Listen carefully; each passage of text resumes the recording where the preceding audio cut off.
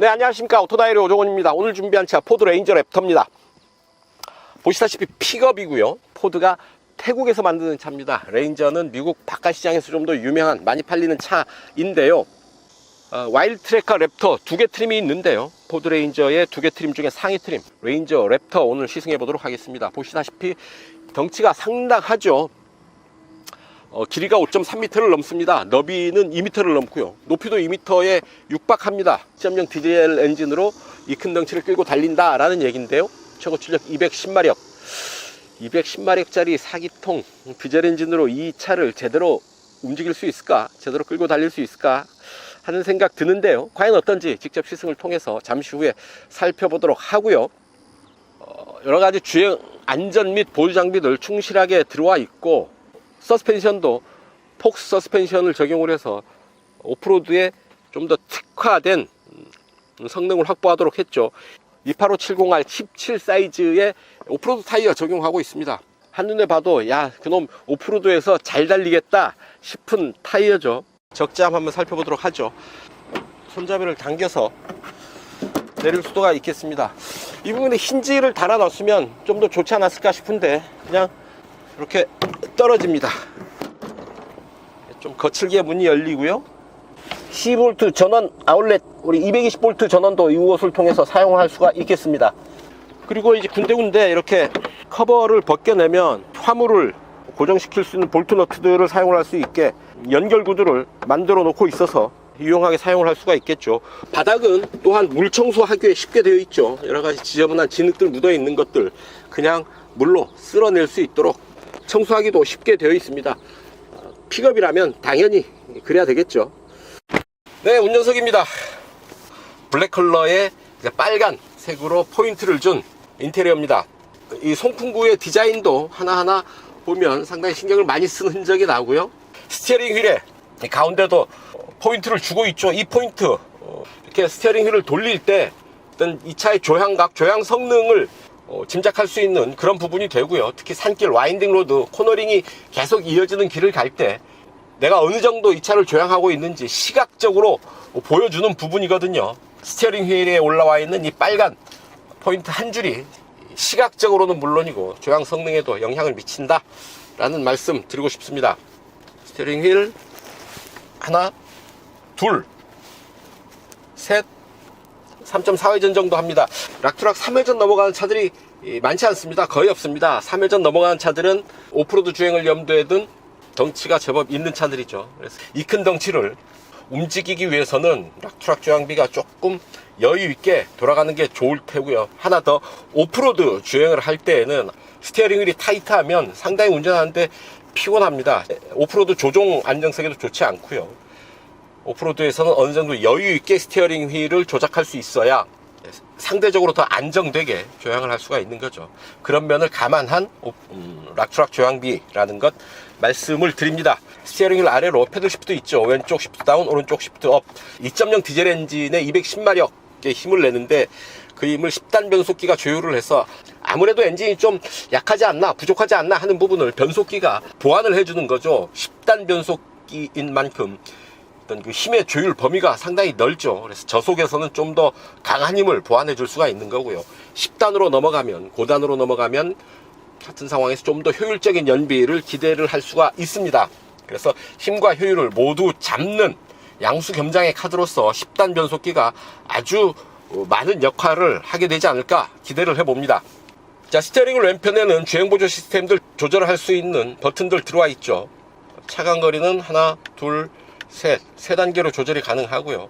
어댑티브 크루즈 컨트롤에 차선 이탈 방지 장치, 차선 유지 시스템, 이렇게, 오디오 버튼, 음량 조절 버튼, 오른쪽에 계기판 기능 설정들을 할 수가 있습니다. 자, 트립 1서부터 볼까요? 트립 1, 트립 2, 타이어 공기압, 레터,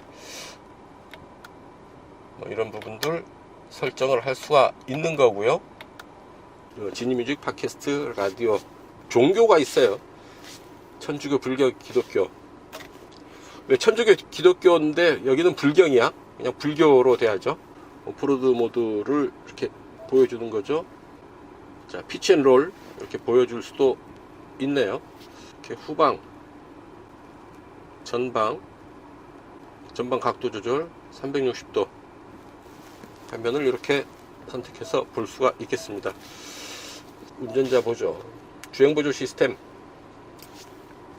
어댑티브 크루즈 컨트롤, 노멀 크루즈 컨트롤, 차로 주행 유지, 차선 유지 시스템, 충돌 대비 보조, 디테일하게 이런 부분을 다 설정을 할 수가 있습니다.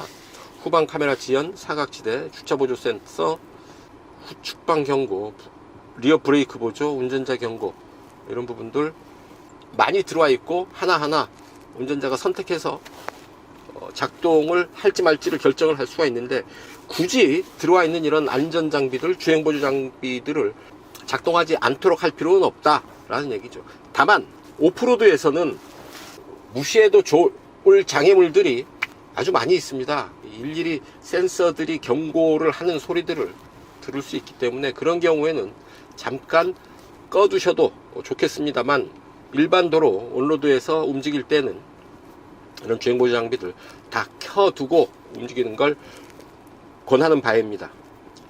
애플 카플레이, 안드로이드 오토 무선으로 연결할 수가 있습니다. 그 아래 공조 스위치는 늘 활성화되어 있습니다. 그래서 온도 조절, 에어컨 작동 여부,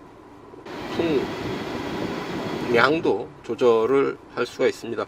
온도 조절도 이렇게 가능하죠. 손으로도 할 수도 있겠습니다. 이 아래 스마트폰 무선 충전 들어와 있고요. USB 2.0, 3.0 두 개가 같이 들어와 있어서 기기에 맞춰서 쓸 수 있지 않을까 싶습니다. 자, 이 위에 보면 aux 단자가 모두 6개가 들어와 있습니다. 이 부분이 또 이 차의 성격을 얘기해 주는 부분이죠.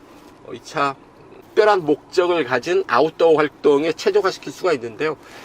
서치라이트 1번, 2번, 후진 서치라이트, 윈치 전원, 그런 추가적인 장비들의 전원을 여기서 조절을 할 수가 있는 거죠. 10단 자동 변속기 조절하는 변속 레버인데요. 정신없는 상태에서 뒤에 놓고 그냥 차에서 내린다고 가정을 해보죠. 차에서 내리면 변속 레버가 자기대로 파킹으로 이동을 합니다. 스마트한 변속 레버가 되겠습니다. 그리고 옆에 보면 M 버튼이 있는데요. M 버튼 누르면 이제 수동 모드로 변속을 할 수가 있게 되는 겁니다. 차에서 가장 중요한 조절 장치 중 하나죠. 주행 모드를 설정을 할 수가 있는데요. 자, 일반, 스포츠, 미끄러운 길, 그래픽이 깔끔하죠. 진흙길, 비포장도로, 모래길, 바하 모드는 사륜 오프로드 고속 주행 모드라고 보시면 될 테고요. 산악, 서행, 락롤링인 거죠. 모두 7개의 주행 모드를 갖추고 있는데, 주행 모드에 따라서 구동 형태가 자동으로 선택이 되지만 구동 모드를 2H, 4H, 4L, 4A 운전자가 선택을 할 수도 있습니다. 깊고 넓은 콘솔 박스 준비되어 있어서 저건 많은 물건들 수납할 수가 있겠습니다. 썬루프는 없고요. 객실은 5인승입니다. 평소에는 그냥 승용차처럼 사용을 해도 좋지 않을까 싶은데요. 뒷좌석 어떤지 잠깐 가서 보겠습니다. 뒤로 가시죠. 네, 뒷좌석입니다. 제가 앉았던 그대로 운전석 두고 뒤로 앉았는데요. 올라 앉은 그런 기분입니다. 뒷좌석이 운전석보다 1열 시트보다 좀 더 높게 배치됐어요. 이런 자세로 앉게 되네요. 자, 차창은 원버튼으로 내려가지 않습니다. 계속 누르고 있어야 차창이 내려가는 거고요. 올라올 때도 마찬가지입니다. B필러에 이렇게 손잡이 들어와 있는 것, 거친 오프로드를 주행할 때, 차체가 요동칠 때 아주 유용한 그런 부분이 되겠죠. 그리고 시트 앞에 보면 시트 주머니가 이 부분에 3개 들어와 있습니다. 연결고리도 준비되어 있네요. 그래서 이런 짐들 요동치지 않게 걸어 놓거나 묶어 놓거나 이렇게 할 수가 있겠다라는 얘기죠. 마치 청바지의 동전 주머니 같은 시트 포켓입니다. 앞좌석 송풍구 뒤로 USB 포트 2.0, 3.0 두 개 들어와 있죠. 그리고 230V까지 사용할 수 있는 전원 아울렛 이렇게 준비되어 있습니다. 자, 공간 이 정도면 충분하지 않을까요? 무릎 앞으로 주먹 하나, 2개가 꽉 차게 들어가는데 시트를 또 가운데 부분은 얇게 파놨습니다. 그래서 2개고요. 이 최대한 뒤로 나와 있는 부분을 보면 주먹 2개가 들어가기에는 좀 부족한 공간이고요. 이렇게 하나 반이라고 보면 되겠죠. 주먹 하나 반 정도 공간 남아 있습니다. 뭐 그래도 픽업이 5인승인 게 어딥니까? 더블 캡으로 만들어서 사람이 5명까지 탈 수가 있고 짐도 실을 수 있는 거니까요. 필요하다면 승용으로, 필요하다면 화물차로 요긴하게 쓸 수 있는 그런 구성을 갖춘 게 아닌가 싶습니다. 자, 뒷좌석 이전도 살펴보시고요. 이제 일단 자유로 먼저 달려보시고요. 그 다음에 오프로드 주행도 이어가도록 하겠습니다. 좋아요, 구독하기 누르시고요. 오늘도 저와 함께 하시죠. 오늘도 평화로운 자유로 외기온도 29도 더운 날씨에 포드 레인저 랩터 타고 시원하게 시승 한번 해보겠습니다. 상당히 높습니다. 차체 높이가 높고요. 노면의 충격 툭툭툭툭 치고 나가는데요. 높이가 주는 부담감 때문에 그런 충격, 전달되는 충격이 조금은 더 부담스러운 건 사실입니다. 노면이 굴곡진 곳이나 홈이 파인 곳을 지날 때 차체가 제법 흔들거리는 그런 느낌 받게 됩니다. 픽업이죠. 픽업 트럭입니다. 승용차 수준의 주행 안정감을 기대해서는 안 되겠죠. 기능적인 부분, 화물을 싣고 움직이고 오프로드에서 좀 더 잘 움직일 수 있는 그런 기능적인 부분에 중점을 두고 봐야 될 필요가 있는 차입니다.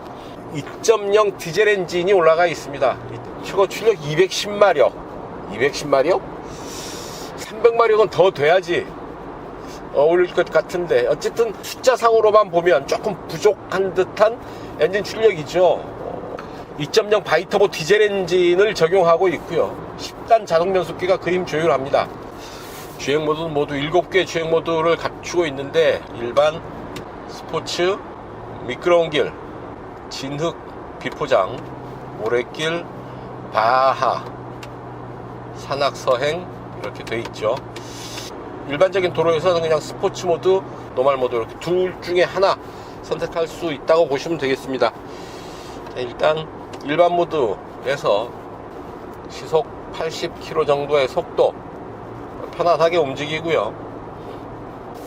디젤 엔진 특유의 약간 굵은 엔진 사운드의 느낌 전해집니다.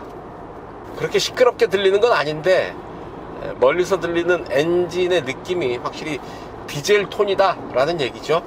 자, 주행 보조 시스템 제한속도 90에 맞춰봅니다. 자, 스티어링 휠에서 손을 잠깐 띄워보죠. 왼쪽으로 돌아 나가는데 차로의 중앙 잘 유지하고 있고요.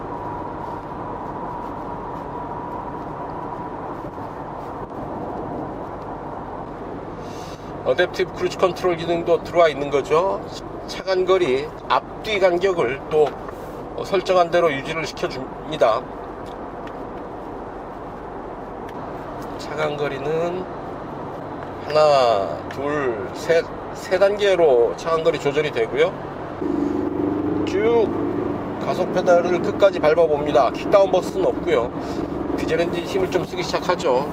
아무래도 빠르게 속도가 빨라지지는 않네요. 꾸준하게 속도를 끌어올리고 있습니다. 힘을 끌어 모아서 속도를 올려가는 그런 느낌인 거죠. 자, 속도가 좀 빨라지면 바람 소리가 아무래도 좀 들리고요. 노면이 거친 곳에서는 차량의 안정감이 흐트러지는 그런 모습 보이지만 시속 110km 이하의 속도라고 한다면 크게 부족하지가 않습니다. 승용차에 견줘서도 크게 부족하지 않아서 제법 편안하게 안정되게 움직일 수가 있겠다라는 얘기죠. 빠르게 달릴 때 어느 정도의 흔들림, 바람 소리 뭐 이런 부분들은 감수해야 되겠지만, 그런 부분들 감수하고 나면 오프로드에서는 다른 차에서는 느끼기 힘든 아주 강력한 수준의 오프로드 주행 성능을 만나볼 수가 있게 된다라는 얘기죠. 2.0 엔진으로 이 차를 커버할 수 있게 된 요인 중에 하나, 역시 10단 변속기가 백업해주고 있기 때문에 가능한 일이겠죠. 낮은 속도에서 좀 더 강하고 굵은 힘, 토크 뽑아낼 수가 있고, 10단에서 높은 단수에서 좀 더 효율을 높일 수 있게 된다. 시속 100에서 일단 RPM 한번 보실까요? 일반 모드에서 시속 100에 세팅을 해봅니다. 시속 100에서 9단이네요. 9단 1600, 1700, 8, 7, 6, 5, 4, 3 3단으로는 안 가고요. 4단 4200, 정도에서 시속 100km를 커버를 하고 있습니다. 시속 100에서 9단이 커버하는데 RPM 좀 높은 감이 있습니다. 1700 정도고요. 그리고 4단 4200 구간에서 시속 100km를 커버한다 라는 얘기입니다. 시속 100에서 RPM을 좀 더 낮출 수 있지 않을까 싶지만 2.0 디젤 엔진이 2480km의 이 큰 덩치를 끌고 가기 위해서는 엔진 회전수를 어느 정도 좀 더 끌어올려야지 가능하지 않을까 생각해 봅니다. 움직이는 중에도 EH, 4H, 4A 이렇게 변속이 가능하고요. 일단 4A에 놓고 쭉 가속을 해서 코너링 도전해 봅니다. 차체가 높습니다. 사륜구동 시스템이 어느 정도 기본적인 안정감을 확보해 줄 테니까요. 쭉 가속하고 제동, 턴, 약간 기울어지는 느낌, 중간에 가속을 좀 더 이어가도 잘 받아주고 있습니다. 제법 우수한 코너링 성능 확인할 수가 있는데요. 문제는 이 차 화물차죠. 화물차라고 한다면 뒤에 화물을 싣고 움직인다 라고 가정을 할 때 좀 더 안전하게 보수적으로 이 차를 다뤄야 된다 라는 얘기죠.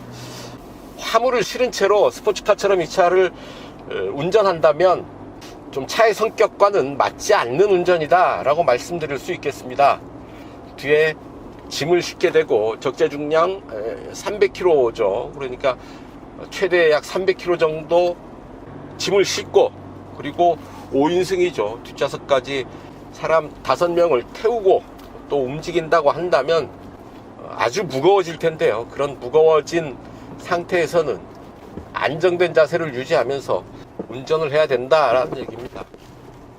제동거리도 상당히 길어집니다. 화물을 싣고 승객까지 태우고 움직인다면 제동거리도 상당히 길어지기 때문에 이런 부분들 알고 유의해서 움직여야 된다라는 얘기죠. 프레임 방식으로 만든 차입니다.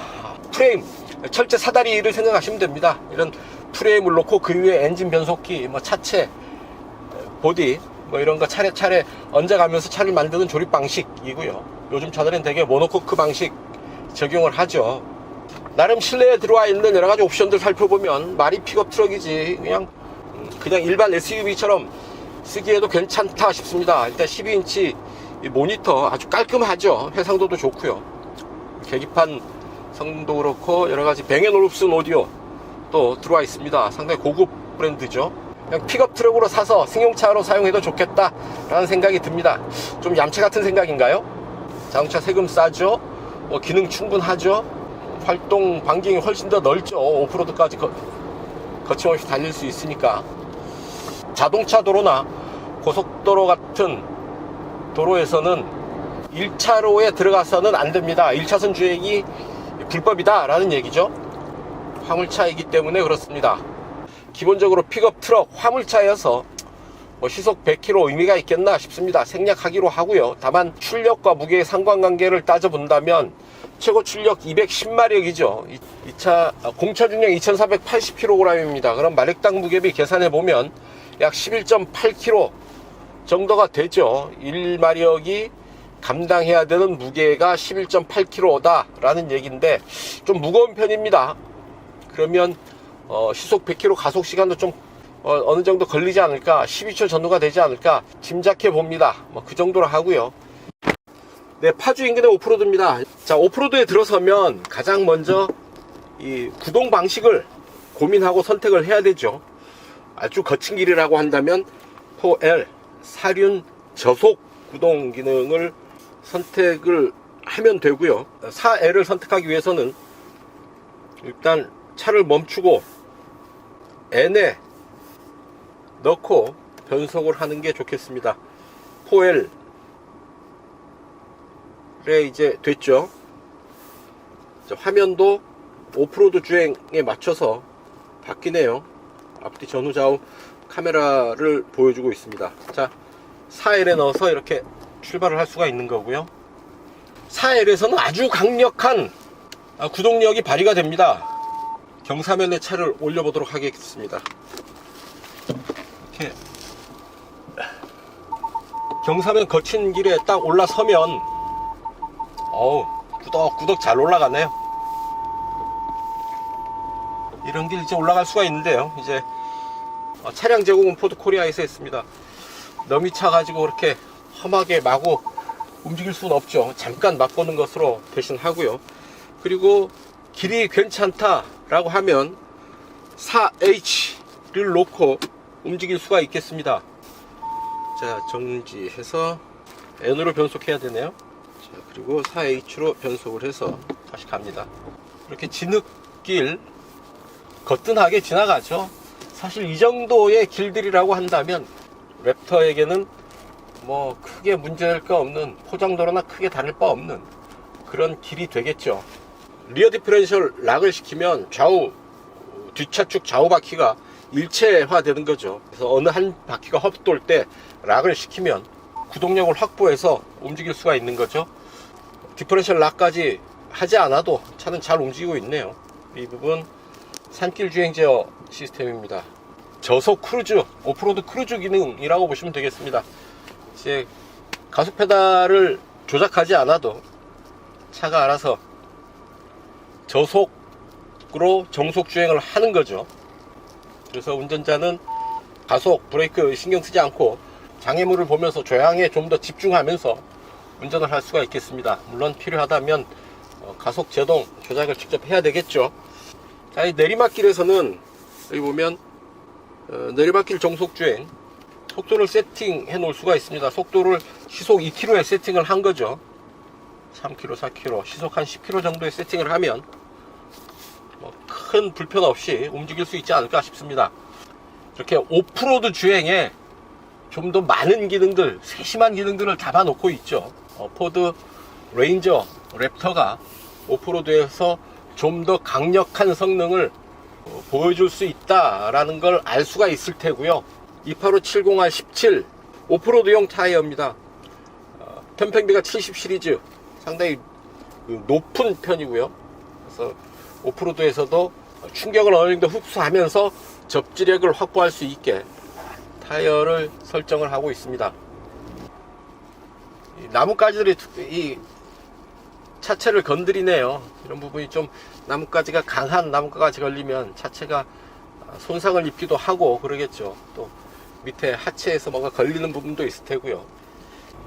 그래서 이런 정통 오프로드 주행을 염두에 둔 차들은 조금 차체가 다쳐도 흠집이 나도 잘 어울리는 그런 차여야 됩니다. 어느 정도의 상처, 어느 정도의 데미지는 각오하고 움직여야 된다라는 얘기죠. 차체에 좀 찍히거나 긁힌 정도의 상처는 그냥 아름답게 볼 수 있는 그런 차여야 되고, 운전자의 자세도 그런 자세여야 되지 않을까 싶습니다. 사소한 거 하나 흠집 난 거 가지고 너무 애달파하는 분들이라고 한다면 오프로드 주행은 안 하는 게 낫겠습니다. 레인저 랩터, 오프로드에 최적화된, 오프로드에서 더 많은 능력을 보여주는 그런 차라는 것 정도로 확인을 하고 오프로드 맛보기 주행은 이 정도에서 정리하도록 하겠습니다.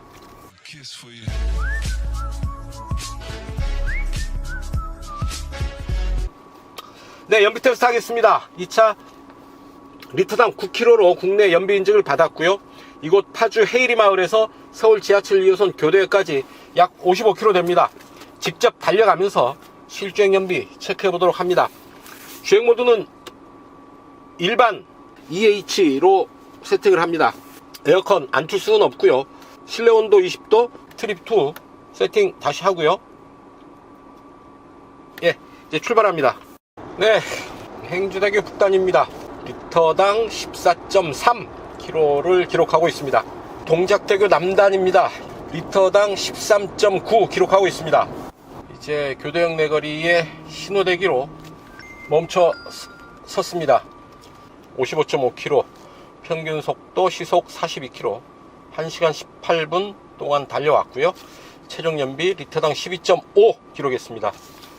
공인복합 연비 리터당 9km니까요. 뭐 비교해서 본다면 상당히 우수한 연비 기록했다라고 볼 수 있겠죠. 공차 중량이 제법 무겁지만 10단 자동 변속기가 그래도 열일했네요. 고단 변속기의 효율 그리고 디젤 엔진의 효율 해서 그래도 리터당 12.5km로 비교적 좋은 연비로 선방했다고 말씀드리면서 연비 테스트 여기서 정리하겠습니다.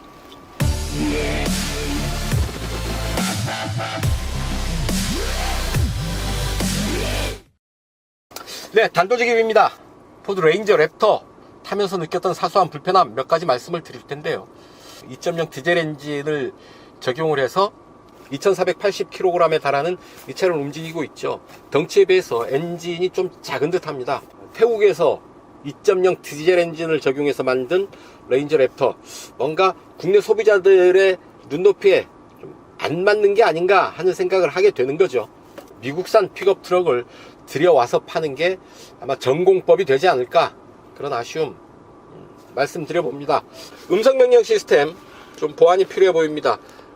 상당히 제한적으로만 음성명령 시스템을 활용할 수가 있고요. 음성명령 버튼을 누르면 메시지 듣기, 장치 이름 재생, 블루투스 듣기, 몇 개의 기능이 없습니다. 목적지 설정도 안 되고 실내 온도 조절 이런 부분들은 더더욱 그렇고요. 전화 걸고 메시지 듣고 블루투스 오디오 정도 듣는 정도로 작동을 하는데요. 소비자들의 기대 수준에는 좀 한참 못 미치죠. 픽업 트럭 타면서 음성 명령까지 기대하고 그래? 라고 말씀하시면 그 말도 일리 있는 말씀이기는 합니다만, 이 차 그래도 8천만 원을 호가하는 수입 픽업 트럭입니다. 소비자들의 기대 수준은 이보다는 높다라는 얘기죠. 음성 명령 시스템 요즘 추세에 맞춰 본다면 좀 더 많이 보완이 필요해 보입니다. 네, 지금까지 포드 레인저 랩터 시승을 했습니다. 상당히 터프가이에게 잘 어울리는 터프한 차가 아닐까 싶습니다. 프레임 방식을 사용했죠. 차체도 높습니다. 그래서 도로에 밀착해서 달리는 그런 느낌보다는 높은 시트 포지션을 바탕으로 시선을 멀리 두고 여유 있게 움직이는 그런 주행 패턴이 어울리는 그런 차죠. 2.0 디젤 엔진의 210마력이라는 힘을 10단 변속기를 통해서 아주 알차게 사용하는 그런 느낌입니다. 허세를 부리기보다는 실속을 차리는 그런 차가 아닐까 하는 생각을 하게 되고요. 여러가지 안전 및 주행 보조 장비들 충실하게 채워놓고 있어서 픽업 트럭이지만 훨씬 더 안전하게 편하게 또 여유롭게 탈 수 있는 차가 되지 않을까 싶습니다. 도로에 아주 많은 차가 달리고 있는데요. 그 중에 이런 차도 좀 섞여 있는 게 우리의 도로 풍경을 좀 멋있게 보이는 그 요소가 되지 않을까 싶고, 아주 많은 소비자들이 탈 차는 아니지만 일부 소수의 여유 있는 전원생활을 즐기는 분들이라고 한다면 랩터 저도 한번 타보고 싶다 싶은 그런 마음을 들게 하는 차가 되지 않을까 싶습니다. 판매 가격 7,990만원, 8천만원이라고 보면 되겠죠. 수입 픽업 트럭 타려면 그 정도는 줘야지. 하지만 조금 더 쌌으면, 가격이 좀 더 낮았으면 좋지 않았을까 하는 아쉬움도 갖게 되는데요. 1년에 자동차세 28,500원, 3만원도 채 안 된다고 하죠. 그렇다고 한다면 또 그 맛에라도 또 탈 수 있는 차가 될 수 있지 않을까 싶습니다. 어쨌든 우리가 지금까지 몰랐던 색다른 매력, 색다른 맛을 가진 차가 아니었나 싶습니다. 포드 레인저 랩터 시승 여기까지고요. 지금까지 저는 오토다이어리 오종훈이었습니다. 시청해 주셔서 감사합니다.